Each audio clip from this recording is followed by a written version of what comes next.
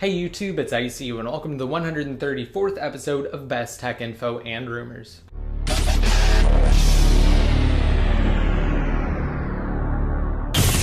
Alright, and to start off, I wanted to talk about jailbreaking and some news related to jailbreaking, but also, after, I wanted to go over some commonly asked questions that I still receive even after answering them in the past couple of episodes. But first, before I do that, let's go over the news. So, following last week's jailbreak news from POSIX Ninja, another prominent member of the jailbreak community confirmed what I suspected for quite some time. In a series of tweets, Pod2G, who as many of you may already know, is one of the 4 evaders and was instrumental in the development of the Evasion Untethered jailbreak utility for iOS 6.0 through 6.1.2, stated that the new dev team isn't in the process of developing a 6.1.3 jailbreak. Now, after leaving the exploits utilized by the Evasion jailbreak utility untouched in both 6.1.1 and 6.1.2, Apple finally patched the latest Untethered jailbreak with the recent release of iOS 6.1.3 on March 19th. And recently, in a somewhat mysterious tweet, Pod2G announced that he's discovered, quote, another exploitable use after free WebKit. Shortly after, the hacker and iOS security expert was flooded with an insurmountable number of questions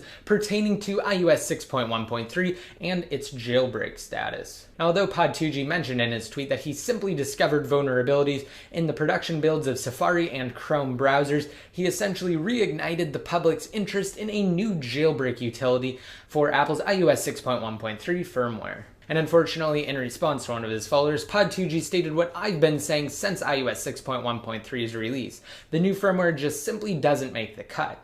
The evaders haven't deemed 6.1.3 a substantial enough update to create an entirely new jailbreak around it. However, with that said, the same tweet also brings hope to all who have accidentally updated to iOS 6.1.3 and are now permanently stuck on the latest firmware without a jailbreak. In the last part of Pod2G's tweet, he said, quote, we're waiting for a major release. And this 6-word sentence confirms that the team will indeed develop another jailbreak in the future. Now, in the past, developers have waited for both new devices and new versions of iOS to be released before pushing out an untethered jailbreak to the public. Now, this method of waiting for the opportune moment to issue a new jailbreak utility effectively allows them to be used with firmwares and devices they wouldn't have supported if released earlier and patched by Apple. Now, on a related note, following last week's news from POSIX Ninja, when he announced that he's also in the process of developing a jailbreak on his own, he sent out another tweet saying that the public likely won't see his jailbreak until the days of iOS 7.0.x or 7.1.x. So it could be some time before POSIX Ninja actually releases his jailbreak, and of course that is the smartest thing to do from his perspective, because right now 6.1.3 just isn't a big enough update to release a new untethered jailbreak and then burn through the exploits, which will then just be patched by Apple. And unfortunately, if the developers were to release a new untethered jailbreak right now, those same exploits would not be able to be used for newer iDevices once Apple releases them. So, like I said earlier, hopefully this method will allow them to preserve the exploits for use with newer firmwares and newer devices. Now, as far as the jailbreak questions I received, there are basically 3 of them, and I'm going to start out with the most commonly asked question, which is whether or not iOS 6.1.3 can be jailbroken. And unfortunately, the answer has 2 parts to it. Yes, iOS 6.1.3 can be jailbroken using Redsn and a Redsn workaround, but it can only be jailbroken for the iPhone 4, iPhone 3GS, and the 4th generation iPod Touch, and that's because it utilizes GeoHot's old 2010 Lime Rain exploit. And it's actually based off of a boot ROM exploit, which is a hardware vulnerability that has since been patched by Apple with the release of new iOS devices. So only those 3 devices can be jailbroken on 6.1.3 using Redsn. And also keep in mind, it is a tethered jailbreak, which means you will have to plug your device into your computer and rerun a certain part of Redsn to get it to boot back up into its fully functional jailbroken state every time it has to be rebooted. But of course, you can convert that tethered jailbreak into a semi-tethered or a semi-untethered jailbreak. And that's probably the question I get asked the most behind whether or not 6.1.3 is able to be jailbroken. So I'll tackle that right now. And the explanation is rather simple. A tethered jailbreak, like I just stated before, relies on a computer to boot into its jailbroken state if it turns off or if you have to reboot it, whereas an untethered jailbreak does not require the assistance of a computer to reboot. You can simply reboot it as you would a non-jailbroken device. Now, things get a little tricky when you start talking about a semi-tethered or a semi-untethered jailbreak. Now, initially the term just started out as semi-tethered, but since the term semi-untethered jailbreak has been coined, they both mean the same exact thing though. So once you jailbreak your older device using Redsn, you can then convert that tethered jailbreak into a semi-tethered or a semi-untethered jailbreak. And what that will allow you to do is reboot your device with limited functionality. It basically acts as your lifeline if you absolutely have to reboot and you don't have a computer around. So of course, installing that package that converts that tethered jailbreak into a semi-tethered or a semi-untethered jailbreak is definitely recommended. And if you have one of the devices supported by Redsn, just be sure to check out my in-depth iOS 6.1.3 jailbreak tutorial. I'll have a link to that down below in the more info. And if you're on any previous version of iOS 6, which does include 6.0, 6.0.1, 6.0.2, 6.1, 6.1.1, and 6.1.2, then you can jailbreak your iDevice with Evasion, and it does support any device that's on one of those firmwares.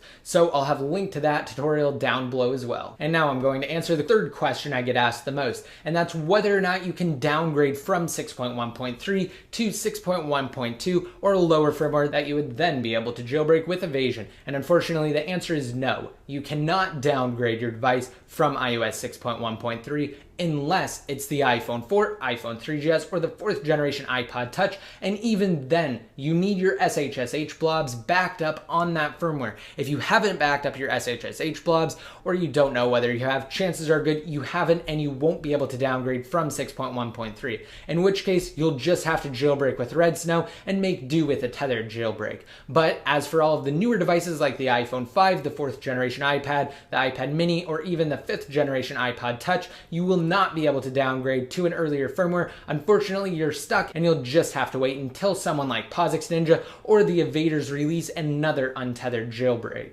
And of course, I will keep you guys completely updated on the jailbreak status at all times in this series, on my YouTube channel in general, on Best Tech Info, and if you guys want another source for great jailbreak information, be sure to check out evasionjailbreak.com. I'll have a link to that site down below in the more info, and it's actually a site that I help manage so you know you're getting accurate information. Alright, moving on. Earlier this week in a branch chat, John Gruber from Daring Fireball said that according to his sources, iOS 7 is running behind schedule and that the next major iOS installment will bring significant visual user interface or UI changes. And after stating that engineers have allegedly been pulled from working on Apple's next Mac OS X update, which is expected to be 10.9, Gruber went on to reiterate that iOS 7 will be a, quote, significant system-wide UI overhaul. Also, back in 2007, Apple purposefully delayed the release of OS X Leopard to focus their efforts mostly on the original iPhone, and the same is rumored to be happening with Mac OS 10.9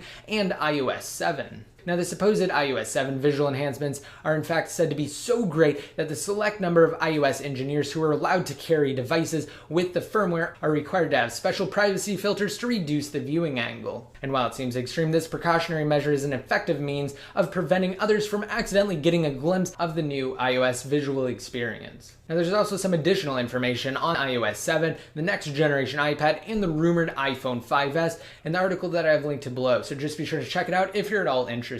And finally in the news, I wanted to discuss a new patent that was publicized yesterday by Patently Apple. And the new patent application has recently been published by the official United States Patent and Trademark Office. And the patent may offer some insight as to what improvements iOS 7 will bring to Apple's already well-established mobile ecosystem. It details a completely new and more interactive animated lock screen that is capable of providing quick access to frequently used applications without having to slide to unlock and or inputting the device's security passcode. However, that doesn't mean that anybody who uses your device will be able to access the applications that appear on the lock screen. Through this patent, the user will be able to bypass the traditional slide to unlock method by entering a unique predefined input using the home button, which appears to be virtual, to enter a new quick access mode that's also detailed. Moreover, in some instances, only certain portions of applications may be used through the quick access mode, while others are blocked to protect the user's privacy if their home button input is discovered.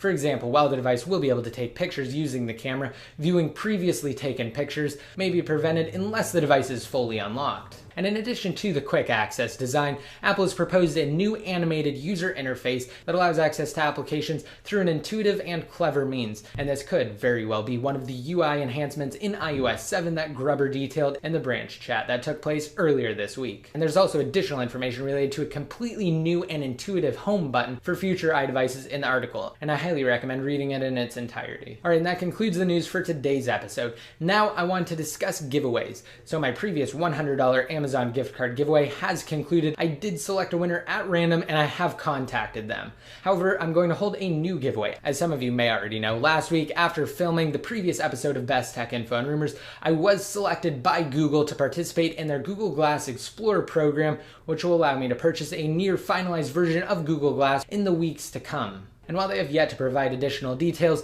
before they actually announce the participants of their Google Glass Explorer program, I made a deal with you guys. I said that if I was selected, I'd give away an iPhone 5. Now I'm still going to do that, I'm just going to wait until I get Google Glass. So until then, I'm holding another $100 Amazon gift card giveaway. And the rules to enter are identical. All you have to do is rate this video up, hit that subscribe button to be notified every time I release new videos, and leave a relevant comment down below in the comment section. Once your comment is posted, you'll be automatically entered to win. And I will provide more details on my upcoming iPhone 5 giveaway, again, once I receive my Google Glass unit. And now for the question of the day. What features do you hope Apple will include in iOS 7? Just be sure to let me know in the comment section or on Best Tech Info. And also you can leave any of your thoughts related to iOS 7. I'm really curious to see what you guys think. Alright, and that's it for now. And again, don't forget to rate this video up if you liked it, and to be updated more often, just be sure to like me on Facebook, follow me on Twitter, and add me to one of your circles inside of Google+.